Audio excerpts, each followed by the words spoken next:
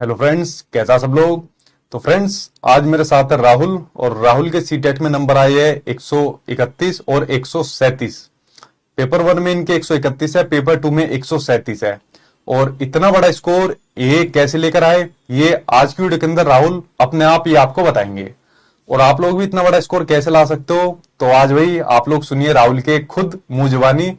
तो राहुल, आपका वेलकम है भाई। Thank you sir. और आज आप खुद बताओगे स्टूडेंट को कि इतना बड़ा स्कोर आपका कैसा आया और कैसे लोग भी इतने बड़े स्कोर को ला सकते हैं।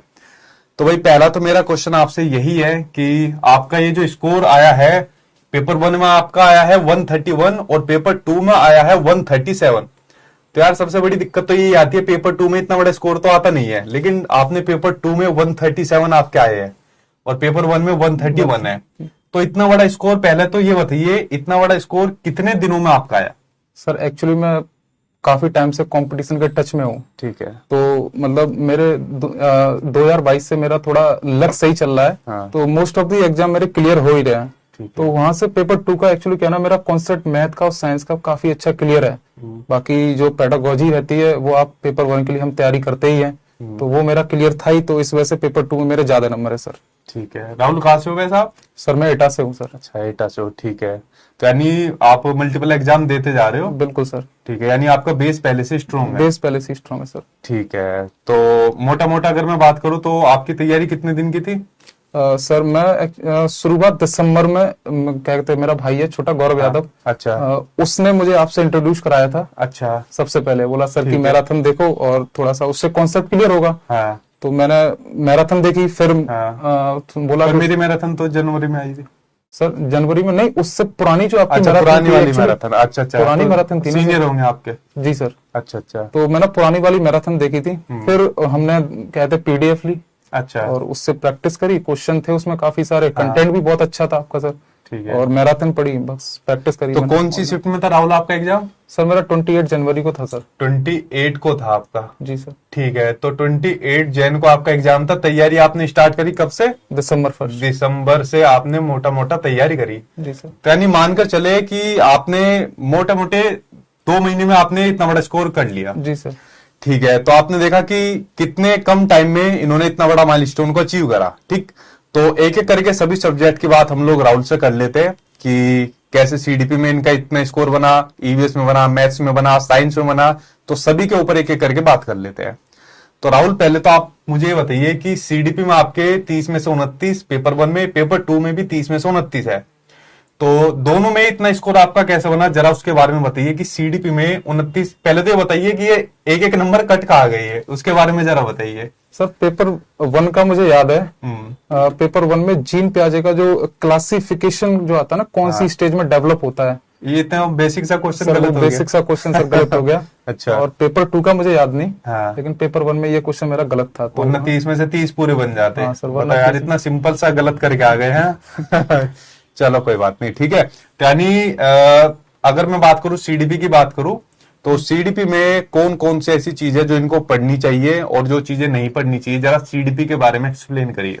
बिल्कुल सर। सर एक्चुअली क्या ना, कई किताबों को पढ़ने से अच्छा है ना, अगर हमें सारी चीजें एक ही जगह मिल जाए ना, तो वो ज्यादा बेस्ट रहता है। वो कौन सी जगह है? जैसे आपकी पीडीएफ। अच्छा, ठीक है तो भाई। पीडीएफ में क्या ना सर, आपका निचोड़ है, कंटेंट एक ही जगह है। तो मुझे इधर उधर भागने, मेरा सर पर्सनल व्यू है, सबका अपना अपना पढ़ने का सर तरीका अलग होता है। कोई एनसीईआरटी पढ़ता है, जिसके पास मेरे पास टाइम का थोड़ा इश्यू था, तो मैंने मल्टीपल एग्जाम दे रहे थे? हाँ सर, मैं मल्टीपल एग्जाम दे रहा हूँ। तो सर तो मेरे पास टाइम का इशू था, तो मैंने एक ही जगह कंटेंट मिल गया, तो मैंने सारा पीडीएफ से पढ़ा, प्रैक्टिस करी और प्रीवियस पेपर लगाया।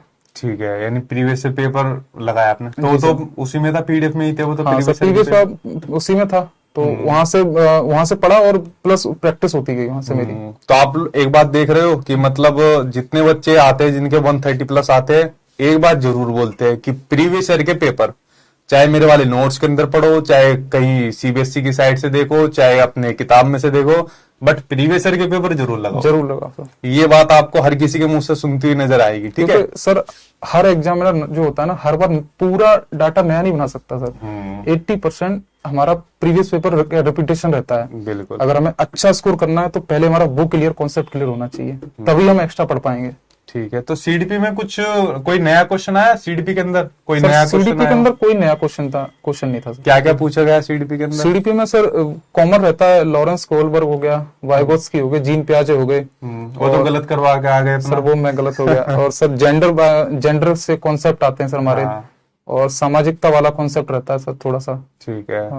और बाकी यही सर। यही है। तो चीजें आपकी फैक्चुअल आती है, कंसेप्चुअल आती है, या घुमा फिरा के एग्जामिनर देता है? क्या देता है, किस टाइप के देता है क्वेश्चन? सीडीपी में सर अगर कॉन्सेप्ट क्लियर है ना तो चाहे घुमा फिरा के पूछे तब भी हो जाता है। हो जाता है। एक बार आप पढ़े हुए हो। लैंग्वेज तो सर हर बार घुमाएगा एग्जामिनर, नया लैंग्वेज बनाएगा, लेकिन आंसर थोड़ी बदल देगा, कॉन्सेप्ट नहीं बदल सकता सर। ठीक है भाई। तो आप लोगों ने देखा कि सीडीपी के लिए सिर्फ पर्टिकुलर टॉपिक दिए रहते हैं, बस उनको पक्का कर लो और उन्हीं को घुमा फिरा के देता रहता है। बिल्कुल सर। और ज्यादा कुछ नहीं था। और कोई बिल्कुल। कुछ नहीं। और दुनिया भर की चीजें पढ़ने की कुछ नहीं, जरूरत कुछ नहीं नहीं है। सर। ठीक है। और आपने क्या चीजें फॉलो करी थी? बस ये मैंने- पीडीएफ देखी और मैराथन मैराथन और कुछ नहीं इसके और अलावा? कुछ नहीं सर। ठीक है।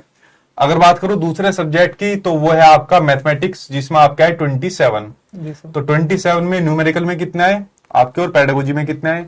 सर न्यूमेरिकल में भी मेरा इसमें पूरा में से फुल है। ठीक है भाई। यानी 15 में से 15 आपके न्यूमेरिकल में आए, और पेडागोजी में आ गए आपके 12-15 में से। ठीक हाँ है। सर, इसमें मेरा कट गया 3 नंबर। ठीक है। तो न्यूमेरिकल में से तो इसलिए आ गए होंगे क्योंकि आप मल्टीपल एग्जाम multiple दे exam रहे हो। दे ठीक रहे है। तो आपका बेस स्ट्रॉन्ग बेस होगा। स्ट्रॉन्ग है मेरा। ठीक है। और पेडागोजी 12 नंबर आपके आए। 12 नंबर। तो ये पेडागोजी कैसे करी? पेडागोजी सर वही मैंने आपसे मतलब मैराथन मतलब पेडागोजी के लिए सर, मैथ के लिए सबसे पहले मैंने पीडीएफ नहीं पढ़ी, अच्छा। मैराथन लगाई। अच्छा, इस बार उल्टा कर दिया। इस बार उल्टा कर दिया। ये सही करा। उस बार मैंने मैराथन लगाई और देन उसके बाद फिर मैंने प्रैक्टिस करी। ठीक है। देखिए, पेडागोजी आप किसी भी सब्जेक्ट की पढ़ो, ईवीएस की पढ़ो, मैथ्स की पढ़ो, चाहे हिंदी इंग्लिश किसी भी की पढ़ो, वो पीडीएफ से, किताब से, पढ़ने से नहीं आएगी। नहीं। वो जब कोई समझाएगा तभी आती है। तभी आती है। तो ये काम बढ़िया करा आपने। ठीक है। तो चलो, ये बात हो गई आपकी पेडागोजी की, क्योंकि पेडागोजी पढ़कर नहीं, जब कोई समझाएगा तभी आती है। तभी आती है सर, बिल्कुल। ठीक है। सर मैंने ज्यादा नहीं पुरानी, मैंने नई मैराथन तो सर बाद में ली है आपकी। अच्छा, पहले पुरानी वाली जो मैराथन पड़ी थी ना, हाँ। वो मैंने लगाई आपकी। अच्छा, ये मोस्टली 3 या 4 मैराथन कुछ ऐसी वीडियो पड़ी थी आपकी, वो मैंने लगाई और कॉन्सेप्ट क्लियर। हाँ, वो हर साल ही निकालता हूँ मैं मैराथन। ठीक है। अब बात करते हैं भाई आपके अगले सब्जेक्ट की, जो है आपका ईवीएस। ईवीएस में है आपके 30 में से 24 नंबर। ठीक है। यानी थोड़े से ईवीएस में मुझे कम लग रहे हैं, जितना आपका अगर देखा जाए तो। ईवीएस में जो बाकी के नंबर कहाँ कट गए आपके? सर एक्चुअली ईवीएस में, और क्या पढ़ा था इसके लिए आपने? ईवीएस में भी सर सेम प्रोसेस मैंने यही किया। एक्चुअली ईवीएस में जो फैक्चुअल डाटा कंटेंट है ना सर, वो भी मेरा क्लियर है थोड़ा ठीक सा। है। तो बाकी जो पेडागोजी बढ़ती है वो मैंने आपकी मैराथन से पढ़ी और ठीक है। पीडीएफ से थोड़ा प्रैक्टिस कर ली। तो ये सेम प्रोसेस मैंने किया, लेकिन इसमें कटने का प्रोसेस था सर मेरे, मतलब इसमें कुछ नए क्वेश्चन थे। अच्छा, कुछ नए वही question जो थे। इस बार दुख दिया है सीबीएसई वालों ने। हाँ सर, जो हर शिफ्ट के अंदर कुछ नए, हर शिफ्ट के अंदर 2 से 4 क्वेश्चन नए दिए। बिल्कुल बिल्कुल सर। ठीक है। तो इसके अंदर जो एनसीईआरटी का सेक्शन है वो पढ़ा या कुछ और पढ़ा? सर एनसीईआरटी वाला सेक्शन ही था मतलब। तो मतलब पेडागो मतलब आपकी जो पीडीएफ है उसमें मतलब एनसीईआरटी हो, तो अलग से मुझे पढ़ने की जरूरत नहीं पड़ी। अच्छा, एनसीईआरटी पढ़ी नहीं? नहीं सर, मैंने सिर्फ नहीं नोट्स पढ़े थे। सिर्फ नोट्स पढ़े थे। ठीक है भाई। तो यानी ये जो दुख दिया, ये नए वाले क्वेश्चन है, 2 से 4 क्वेश्चन है, उसकी वजह से आपका स्कोर ही इसमें कम बना। बिल्कुल। देखो लो भाई, हर शिफ्ट के अंदर इस बार जो सीटेट का एग्जाम हुआ था, उसमें हर शिफ्ट के अंदर मोस्टली देखा जाए 2-4 क्वेश्चन नहीं पूछे गए। कुछ शिफ्ट ऐसी थी जिसमें नहीं पूछे गए थे। तो इनकी शिफ्ट में 2-4 क्वेश्चन, 2-4 ही आए थे या ज्यादा आ गए थे? नहीं सर, 2-4 ही थे नए। 2-4 ही थे। हाँ सर, जिसकी वजह से ये थोड़ा सा स्कोर कम बना थोड़ा है। सा स्कोर कम बना सर। तो ये नए आ गए, वरना इनका स्कोर शायद ये 26, 27, 28 तक बन जाता। हाँ सर, जब मैं प्रैक्टिस कर रहा था ना, हाँ। तो उसमें तो मेरा 28, 29, कभी कभार 30 आउट ऑफ 30 निकल जाता था। अच्छा। लेकिन कुछ जब हर बार एग्जाम क्योंकि उसमें मोस्टली एनसीईआरटी के रहते थे। मोस्टली एनसीईआरटी के रहते थे। 2-3 क्वेश्चन नए आ गए होंगे, उसकी वजह से हाँ इसका सर, कम हाँ बना। ठीक है भाई। तो मतलब आपको एनसीईआरटी फॉलो करनी है, या आपने तो नोट्स पढ़े थे? सर मैंने नोट्स पढ़े थे। अगर किसी के पास टाइम है, हाँ। टाइम है और अपनी नॉलेज को ब्रॉड करना चाहता है, तो डेफिनेटली पढ़े एनसीईआरटी। डेफिनेटली। यानी आपको एनसीईआरटी के अलावा और कुछ पढ़ने की और जरूरत कोई पढ़ने की जरूरत नहीं, कोई नहीं। ठीक है। ये आपका ईवीएस का सेक्शन हो गया। अब बात करता हूँ आपकी लैंग्वेज की, बात करता हूँ। कौन कौन सी लैंग्वेज थी राहुल आपके पास? सर मेरे में हिंदी थी और इंग्लिश थी सर। हाँ, इसमें आपका है 25-26 हिंदी और इंग्लिश के अंदर। जी सर। इसमें क्या क्या पढ़ना होता है और क्या क्या आता है इसमें? सर 15 क्वेश्चन जो होते हैं ना, वो तो हमारे उसी से होते हैं, पैराग्राफ से, जैसे हिंदी में हो या इंग्लिश में हो।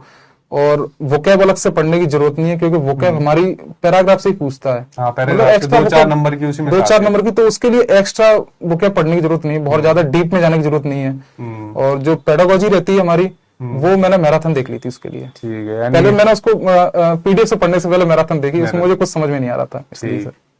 ठीक है, तो यानी और ग्रामर दुनिया भर की पढ़ने की जरूरत है इसके लिए? नहीं सर, कोई ग्रामर पढ़ने की जरूरत नहीं है। थोड़ा बेसिक कंसेप्ट तो बेसिक हर कोई grammar जानता है। है, क्योंकि हम फर्स्ट से 12th तक पढ़ते आ रहे हैं, तो हम्म। बेसिक कंसेप्ट रहता है। ठीक है, तो ये बात होगी आपकी लैंग्वेज की। तो यार पेपर 2 के बारे में भी बात कर ले, क्योंकि पेपर 2 में 137 आए हैं। जी सर। तो सीडीपी का तो आपने सेम बता दिया, सेम पेपर 2 में भी कोई नए आए थे या सेम ही थे आपके? पेपर 2 में भी सेम थे सर, कुछ नहीं, कुछ मतलब सेम था, मतलब जो पुराना डाटा था पेपर सीडीपी में कोई नया क्वेश्चन नहीं था। अच्छा। पुराना मेरी वाली शिफ्ट में, अगर किसी अदर शिफ्ट में आया तो पता नहीं मुझे, लेकिन मेरी वाली शिफ्ट में सेम क्वेश्चन। जैसे कि स्टूडेंट आए थे उनके भी 130 प्लस थे, वो कह रहे थे जेरोम ब्रूनर आ गए थे, कुछ आपकी नई थ्योरी या कुछ नया कुछ आ गया हो, ऐसा? हाँ सर, एक क्वेश्चन था जो आपके नोट से बना हुआ है, वो अक्सर कर बहुत कम पूछते हैं वो, लेकिन आता वो जो नोट्स में आपने नोट्स बना के दे रखा है। कौन सा? वो सर मतलब लॉरेंस कोहलवर्थ की जो थ्योरी थी ना, नैतिकता का सिद्धांत, उसको क्रिटिसाइज किसने किया था? अच्छा, कैरोल गिलिगन। Carol Gilligan. नहीं, वो पूछा जाता है। अच्छा सर। जो उनके नैतिक विकास सिद्धांत की आलोचना कैरोल गिलिगन ने करी कैरोल थी, गिलिगन ने करी थी। वो पूछा जाता है वो। हाँ सर, तो वो क्वेश्चन था सर में। अच्छा अच्छा, नहीं वो लास्ट टाइम भी पूछा गया था सीटेट के एग्जाम में, तो वो शायद आपकी नजर कम पड़ी होगी। वो पेपर 2 में ही पूछा जाता है, वो 1 में नहीं पूछा जाता सर, वो 2 में ही पूछा लेकिन जाता हाँ, है वो। पेपर 2 का जो सीडीपी का लेवल रहता है थोड़ा अप रहता है। हाँ, वो थोड़ा सा इसके मुकाबले रहता है। मतलब नया नहीं था इसके मुकाबले कुछ भी। नया कुछ नहीं था। ठीक है, अगर मैं बात करूं आपके मैथमेटिक्स और साइंस की, तो भाई मैथ्स तो आपका वैसे ही स्ट्रॉन्ग है। 30 में से 29 नंबर आए, देख लो भाई, मैथ्स में 30 में से 29 यहाँ पर बने, तो ये तो आपका पहले ही स्ट्रॉन्ग है बेस, जिसमें तो कुछ करने की जरूरत नहीं होगी। नहीं सर। साइंस की बात करें, साइंस कैसे पढ़ी, कैसे तैयार करी आपने? साइंस का एक्चुअली सर मैं पहले से ही साइंस बैकग्राउंड से हूँ, तो और फिर मैंने क्या कहते हैं मतलब एनडीए वगैरह एग्जाम की तैयारी कर रखी है। ठीक है, तो वहां मेरा साइंस क्लियर था। बाकी पेडागोजी के लिए मैंने आपसे मैराथन पढ़ी। ठीक है भाई, ठीक। और बाकी लैंग्वेज सेम हो ही गई इसकी। हाँ सर। यानी कुल मिला के देखे ज्यादा कुछ टफ तो है नहीं सी टेट में सर, बिल्कुल टफ। पब्लिक इतनी ज्यादा डरती है, इतना रिजल्ट कम जाता है, तो पता नहीं क्यों जाता है। सही से गाइडेंस फॉलो नहीं करते या पढ़ते नहीं है सही से? सर एक्चुअली क्या है ना, भीड़ चाल बहुत है, कभी अच्छा। इधर उधर लोग भागते हैं इधर उधर। हाँ। इससे अच्छा है कि अगर आपने एक चीज को पकड़ा है ना, तो उसे, अगर एक बुक भी पकड़ी है तो उसे कंप्लीट करो, आधे मत छोड़ो। फिर जब नई बुक पकड़ोगे ना, तो आपको 80% डाटा सेम मिलेगा। बुक कौन सी पढ़नी चाहिए? आपने बुक पढ़ी थी कोई? आप बुक की बता रहे हो? मैंने बुक तो कोई नहीं पढ़ी। अगर किसी के पास टाइम है तो वो एनसीईआरटी पढ़ सकता है, बेस्ट है। हाँ। फालतू इधर उधर भागने की जरूरत नहीं है सर। तो मतलब पब्लिकेशन वगैरह नहीं, एनसीईआरटी? एनसीईआरटी बोलो सर, बेस्ट है। उसमें एरर भी कम मिलेंगी, बहुत कम एरर मिलेगी, मिलती नहीं है। लेकिन जो पब्लिकेशन में होता है ना सर, क्योंकि वो मतलब एजुकेशन वाले तो मतलब बहुत एजुकेटेड बंदे तो है नहीं। हाँ। तो वो कट कॉपी पेस्ट करते हैं। मत बोलो भाई, मेरे पीछे लग जाएंगे। अच्छा। तो ठीक है, यानी सबसे ज्यादा आपका पढ़ो तो आपके एनसीईआरटी पढ़ो सर, एनसीईआरटी पढ़ो, बेस्ट है, सबसे बेस्ट है एनसीईआरटी। ठीक है, और मतलब पर्टिकुलर किसी को फॉलो करो, उसको फॉलो करना स्टार्ट कर दो पकड़ के अपना। बिल्कुल सर। ठीक है, तो देखो आपने देख लिया सीटेट यार कोई इतना बड़ा एग्जाम नहीं है। स्टूडेंट अपना 137 140 के आसपास स्कोर कर रहे हैं, और वो भी बड़े आराम से, मतलब टेंशन फ्री हो गए, ज्यादा कुछ इधर उधर फॉलो नहीं कर रहे कि बहुत मल्टीपल बुक पढ़ रहे हैं, दुनिया भर की महंगी महंगी चीजें कर रहे हैं इसके लिए, ठीक है, या एक्स्ट्रा मटेरियल ले रहे हैं और अपना इजीली क्वालिफाई कर रहे हैं। Easily sir. एक्चुअली क्या है ना, पहले जब मैंने शुरू में तैयारी करी ना, तो मैं सोच रहा था पास ही हो जाऊं, बहुत है, क्योंकि टाइम बहुत कम है सर। इसने बोला कि अरे 90 लाने होते हैं हम लोगों को, क्वालिफाई हो जाएंगे।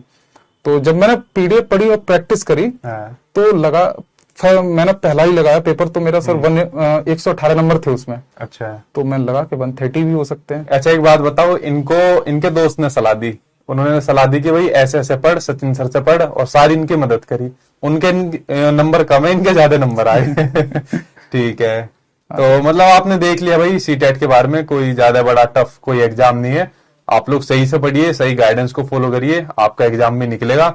और अब इनकी देखिए मल्टीपल एग्जाम भी दे रहे हैं, पता नहीं भगवान किस में आपकी सुन लेगा। और बाकी हम एक चीज के ऊपर सर डिपेंड नहीं रह सकते ना। हाँ। क्योंकि अगर हम गवर्नमेंट फील्ड में है, अगर कंपटीशन फील्ड में है, तो हर चीज को देना चाहिए, क्योंकि कंपटीशन के टच में रहना चाहिए। जैसे कुछ एग्जाम में सीटेट में क्या होता है सर, टाइम ज्यादा मिलता है, 2.5 घंटे सर, बहुत है।